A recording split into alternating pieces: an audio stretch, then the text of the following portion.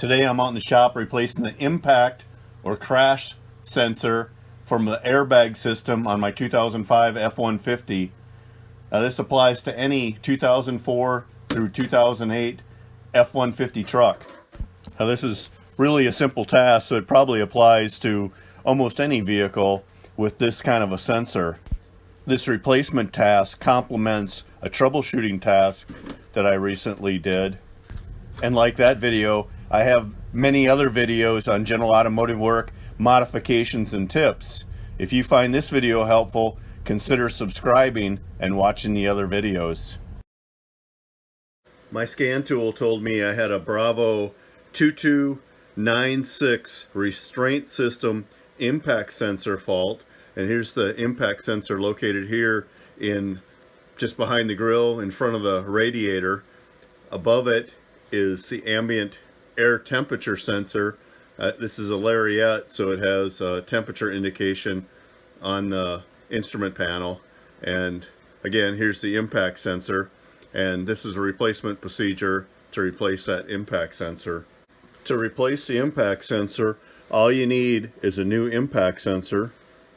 I chose to use Motorcraft impact sensor to replace this. For all the sensors on my truck, if I can, I like to use general Motorcraft parts. You can see the part number on this one. You also need a 8mm wrench. I'm using an 8mm deep well 6-point socket, short extension, and a ratchet. If you watch my videos, you know that I like to use dielectric grease on the electrical connectors. It keeps the water out of the electrical connector, helps waterproof it, helps the connector go back on easier to make sure you've got a good positive lock on the connector, and it comes off a lot easier the next time you have to move that connector. Also, if you watch my videos, you know I'm not a big fan of taking the negative terminal off the battery.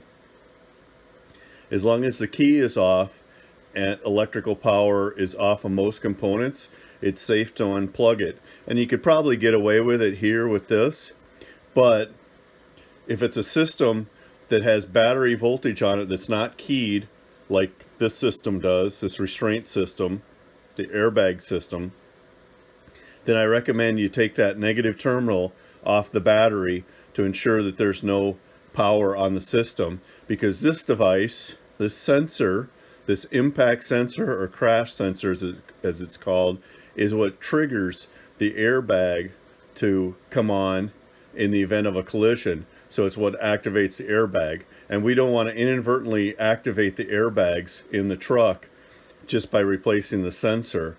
That would be very costly. Airbags are very, very expensive, and an inexpensive sensor could easily trigger that. So be sure to remove the negative battery terminal prior to doing this job. Again, it's just one 8mm head size bolt. It's mounting the sensor.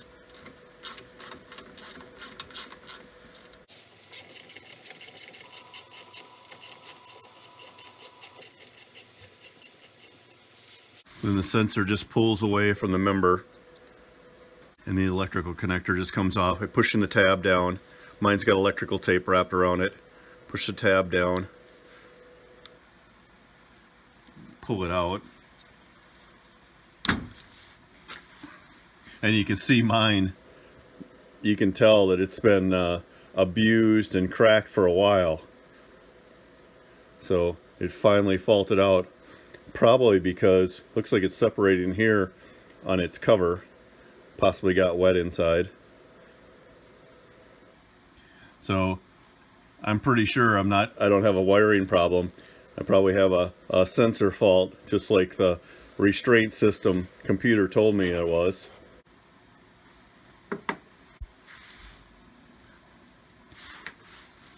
So dielectric grease back on the electrical connector.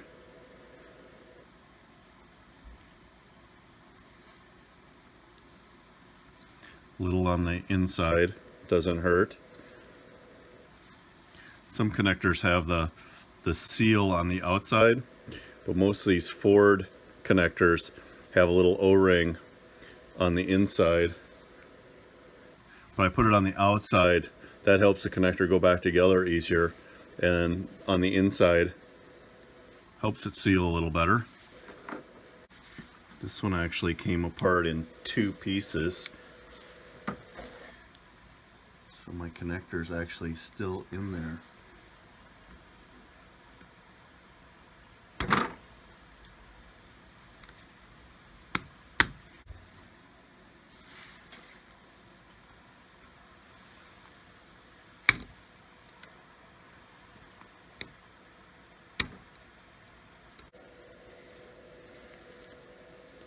So see what I mean about coming out easier the next time? If that would have had a little dielectric grease on it, it probably wouldn't have come apart in the first place. So I got to make sure none of my connector from the old sensor is remaining in this female connector, and I need to clean it. Parts cleaner leaves a oily film. This mass airflow cleaner or contact cleaner, the electrical contact cleaner, doesn't leave any kind of a film. It's completely dry. So I'm gonna clean this with my mass airflow sensor cleaner. A little dielectric grease down into the connector after I got it clean.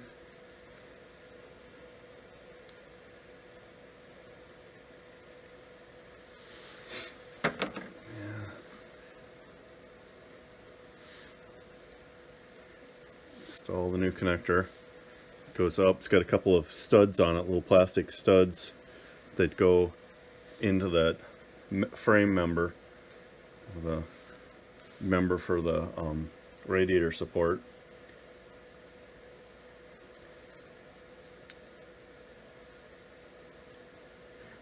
Push it on until it clicks. Show a little tab clicks. Little studs back into the holes, and then that little anti-seize on the bolt, and again 8mm head size.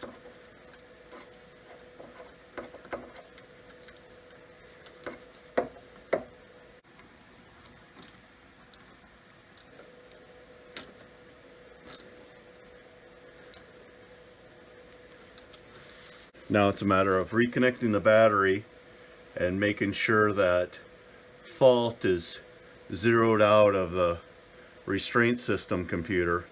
I may have to reset it, or it may automatically reset on its own. I'll take a look at that in just a minute.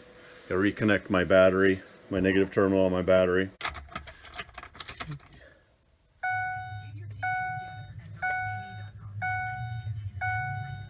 Well, my warning light didn't flash. It normally flashes, but it came on like it's supposed to, and then it went out. So that's a good indication that we fixed the problem.